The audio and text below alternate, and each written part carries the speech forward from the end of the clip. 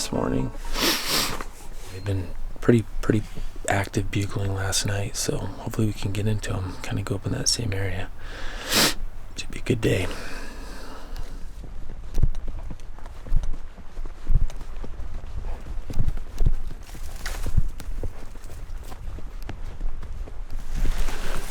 Okay, we just came up the hill. We got a bull screaming at us, so hunt is on.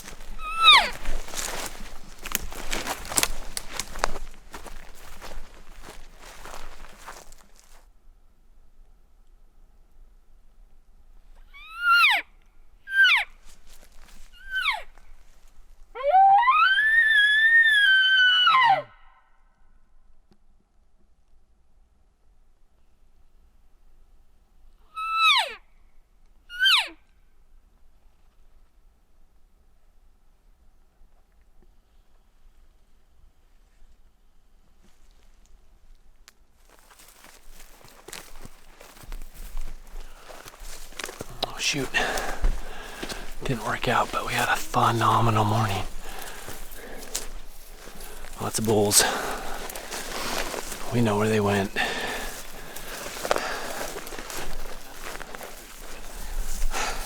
Oh, what an epic morning. In bulls from daylight.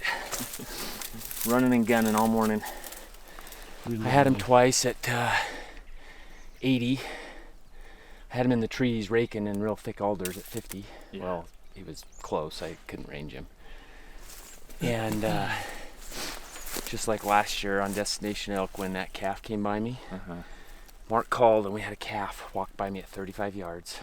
And the bull standing at 80, looking at this calf walk. He takes 2 steps like he's going to follow and then cuts up the hill. I thought we were going to have a repeat. Yeah. It would have been 30-yard chip shot. Well, the calf and the cows, they all came out. Oh, we saw them all. Right by us, yeah. Saw them running toward you. Yeah.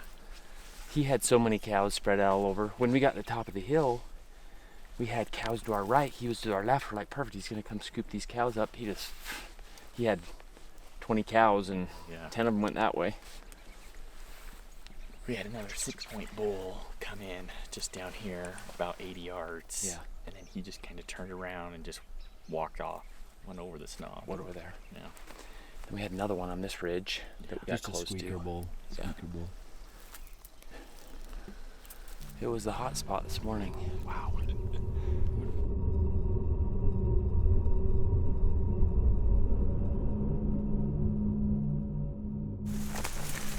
So we just got to the top of this area we've been hunting. And there's 2 bulls ripping. It's about 9 o'clock now, so hunt is on again.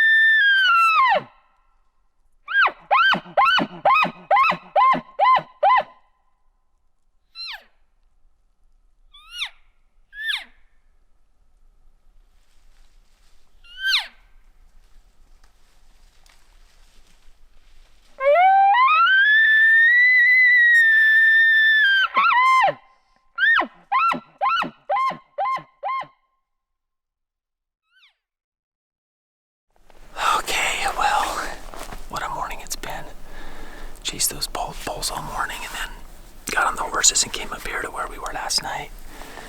and had bulls, a couple bulls bugling, and they were not being responsive to calls. But so we came down off and tried to cut it off, and I had the bull come right by me at 30 yards, but the brush, all I could see was his antlers, and he was just staring at me. Then he went down to 60.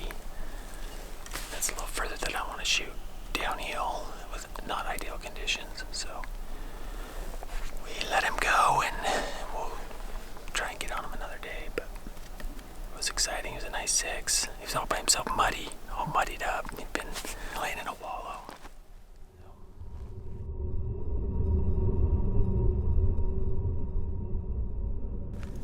Anyway, we're headed back to camp. Gonna regroup. I mean, one of the things about elk hunting is there's definitely highs and lows. We've had a bunch of them, but you gotta just stick after it, and hopefully our luck will change and can have some more opportunity. Getting down to the last couple of days here.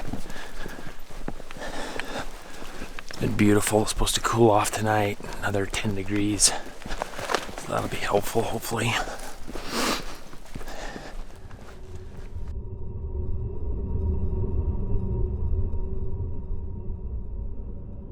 Just have about an hour and a half before the sun sets to get a quick hunt in tonight, so we're just gonna head up behind camp. But we got everything kind of back intact.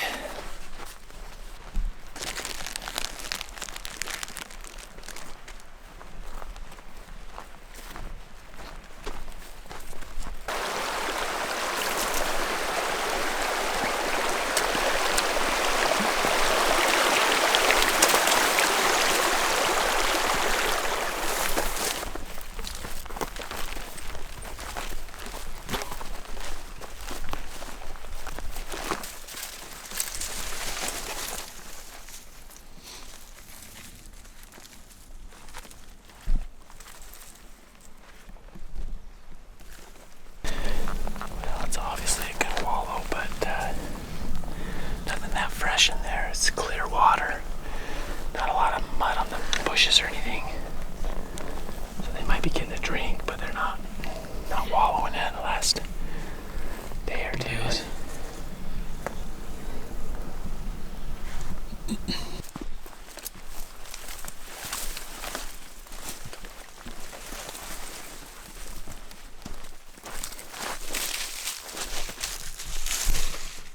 Going down a really steep hill, but heard a few bugles tonight. Just heading back to camp and make a game plan for in the morning. But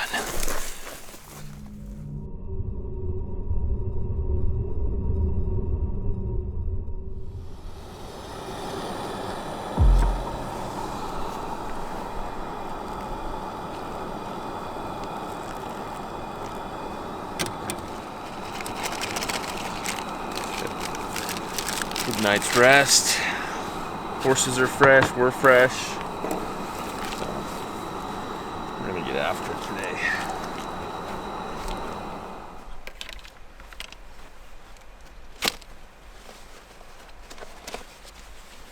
Strategy for success for today, brought to you by the Rocky Mountain Elk Foundation, is we're not hunting the same elk in the morning or in the evening as we do in the morning. It just, for some reason, we've been sitting on elk that we've hunted in the morning, and they've been quiet or just haven't been willing to kind of get after it. But we'll move a canyon over to elk that we haven't hunted, and they seem to be all fired up. So that's one thing that we're going to implement today.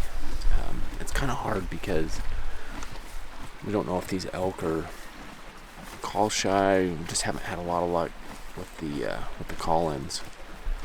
Trying every tactic we know, being aggressive or doing a slow play, or we've thrown a whole book at them. So we've been just, kind of sneaking in when we hear bugles, and have gotten close every time. But so anyway, we're going up a draw today where we've been into a lot of elk, and hopefully they're fired up this morning. It's about, high 30s, so not super cold, but that's our strategy for today, and get after it.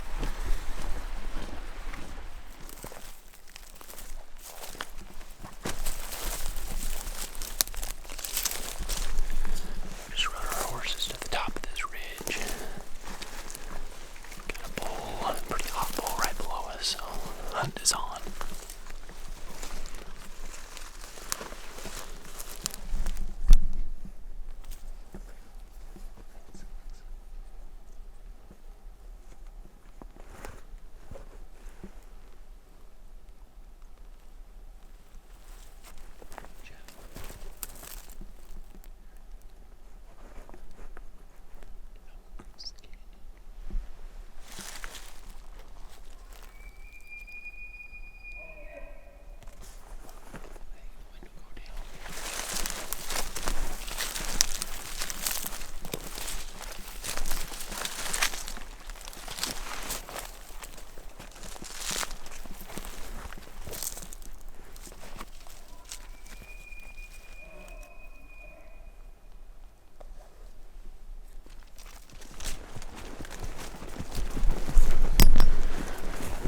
So those elk been down in the bottom across the draw, so we got back on the ponies and we're gonna drop off this hill.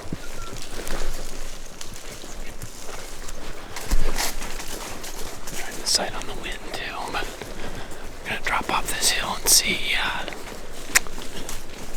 best pursuit angle. So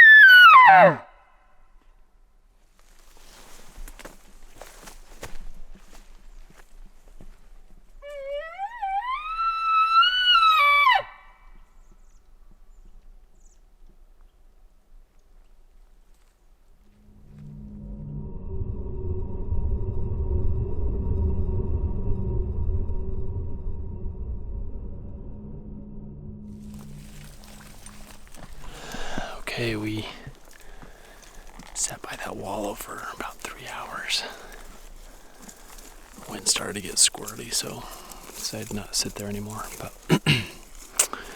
we are going to ride to the top of this ridge and get up in an area where we think the elk will kind of come out of the pines, and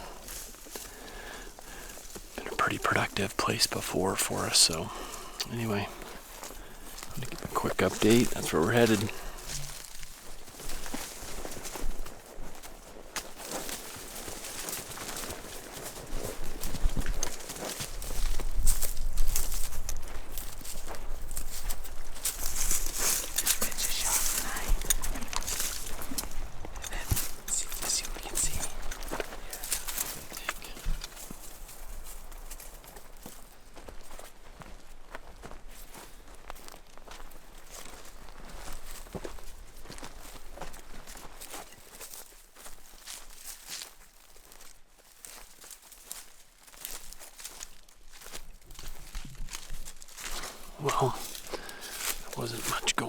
in that saddle. We heard a couple faint bugles a long ways away, but we're just heading back to the horses.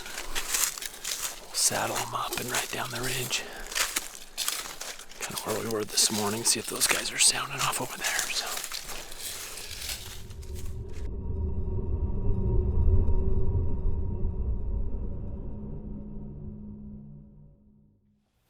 Man, they are getting into bugles. I know. I'm almost a little jealous sitting here watching those episodes because there's bugling elk, but I think it's very similar to what we ran into. Just bugle and move away. Yeah, they're in prime time though. Yeah, they are hunting. I think the dates they were there were around the 15th through the 20th, sometime in there. So good week to Be out be there. hunting elk. But yeah, that bull they got on that they followed forever up that Aspen draw, I think that's just classic herd bull move, just bugle and move away and just keep that distance as they're following the cows. And I think they were anticipating cutting him off. They tried to cut him off, and I don't know if they didn't make it there in time or what, but they're definitely getting into elk. It's hard to stop walking when they're still bugling. Yeah, that's the thing I missed most this year, I think, is just the all-day Chase. bugle fest, and it just seemed to be a lull this year in the middle of the day. So, and I know they were experiencing it over there, just extreme hot weather, the smoke. Middle of September it was still super smoky, and I've got a theory on why the elk acted the way they did this year, but we'll save that for another day. So Mark did talk about, they talked about not hunting the same elk in the evenings that they hunted in the morning. And I'd never really correlated that, but it makes complete sense. If the elk do get disturbed in the morning, they might bed somewhere else than they normally would, which means they'll come out somewhere else in the evening. They might return to that same area the next day, but evening could be different than morning. And then also they're using the evenings to locate the elk and then be on them first thing in the morning because it is so unproductive there in the evenings. So good stuff, but they're in action. I have no doubt that those guys, if there's a chance, there's going to be arrows in the air. Well, the Mountain Ops elk hunt giveaway is officially closed, so if you got your entries in, we look forward to seeing your name as the winner here soon. Picking a lucky winner here soon. Yep. I wasn't talking about seeing your name. I was talking to one of them. We got more giveaways today. Our normal 4 packages. So we've got the call package from Rocky Mountain Hunting Calls. We've got the Mountain Ops. We'll give away Ignite. We'll give away tub of Ignite, Bugleberry. We've got the Yeti bottle and mug combination, and we'll give away a set of the Sissy Sticks, the Peaks. What do you want to give away? The Elite? The Elites. The Elite. So, the Elite poles, they have 3 different trekking poles, basically. So this is the Elite pole, and it's got a little different locks. The locking mechanism is a little different on the Elite than on the Pro pole. It also has a lot longer grip. So this foam grip, you can actually grip down below if you need to. It's got the micro threaded bottom on it, so you can put different fittings, different baskets. It's got the rubber tip. I always use mine just on the plain metal on there. It seems to dig in a lot better. I don't know if that's right or wrong, but that's how I do it. So that's the Elite pole. The Pro pole, these are the Pro poles, so you'll notice this a little bit shorter. It's just the main part of the grip. It doesn't extend down below. They also have a different locking mechanism here on it, and they don't have the additional baskets and everything. But the nice thing about these is they fold down to the same length, and they are a little bit lighter. So I think these ones are like 7 ounces, and the Elites are 8. And then my favorite, and the ones that I was most excited for them to come out with, was the Z pole. And so they fold down. In fact, here's package. Both of them there in the package. But they fold down just tiny like that. So I just stuff those inside my backpack and have them there all the time. And they're light, they're like 7 ounces. And they fully extend all the way out, just like the others. Really easy unlock mechanism. Right there, folds down that, it's got the cable inside, and to extend it, you just pull it out, pull that one out, pull it till it clicks, and full adjustability still on height, all you need there. So these are my favorite just because they're so compact. Great poles. They've got the carbon fiber uppers, and then the bottom piece is aluminum because that's the one that takes the most beating. And carbon, as you know, probably if you bang it against something, it can shatter, I guess. Just the fibers come apart. So never had an issue, and it's super strong poles. But Peaks, awesome company, and we're super excited. They're a newer company, and we're super excited to be partnered with them. They make gaiters. We've got gaiters. We'll give away a couple pair of gaiters. Gaiters, standard Velcro heel strap, and they're comfy. You can tighten it up around top of your calf so it's not sliding down all the time. Yep. Yeah, they're good. I think it's 1000E Cordura, 3-layer waterproof membrane. Good stuff for sure. And we've got mugs and hats and t-shirts. Oh, They're coming out with titanium spoon. This is 0.5 ounces, and the thing I love about it, look how long it is. I usually end up eating with a little plastic spoon from the gas station and digging it down in my Peak refueled bag there, and I end up with food up to my elbows, and this one will actually fit down in there and scoop out of the bottom without having to get your hand in there. So instead of getting your knuckles and your wrist all dirty with food. So that's Peaks. We're super excited. They've got a lot of cool, innovative, just camping, backcountry, backpacking type gear coming out. So definitely keep an eye on them. They'll be a company to watch for the next little bit. Exciting stuff coming from them. Yeah. So anyway, those are the giveaways for today. And dad joke. Skousens are dropping the ball. They're teaching us about elk hunting, but part of this series is the dad joke. That and the mohawk. They need a mohawk because Yes, both of them. no, one of them. That way we can keep them separate. Both of them, but they have to be different colors. You can't tell those guys apart. You can actually. So, if you want a little secret, their hats are different. One wears a black hat and one wears a green one. And every once in a while, they'll switch and wear a camouflage one. Colors of the fletch, one's orange and one's green. And, one of their goatees. One of them is solid gray. The other one's got a little black patch right there. So Which one? I don't know.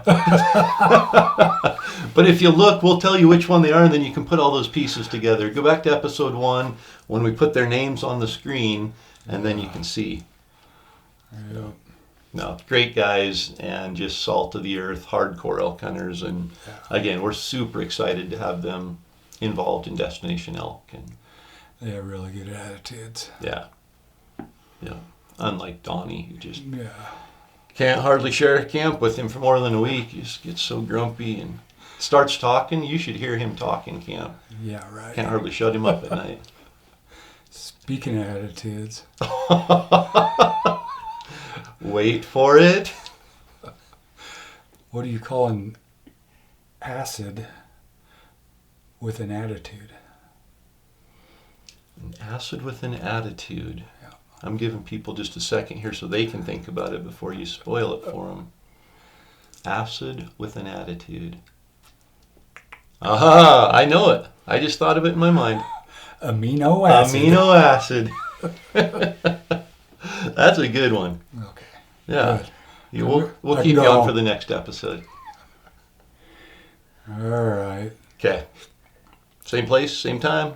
See you tomorrow. See you tomorrow. Enjoy tomorrow's episode. Do you dream of going on a do-it-yourself elk hunt but don't know where to start? Or have you previously hunted elk but failed to fill your tag? Are you simply looking to increase your success and become a more consistently successful elk hunter? If you answered yes to any of these questions, the University of Elk Hunting online course is for you. Click here to learn how the University of Elk Hunting online course can help you maximize your elk hunting success.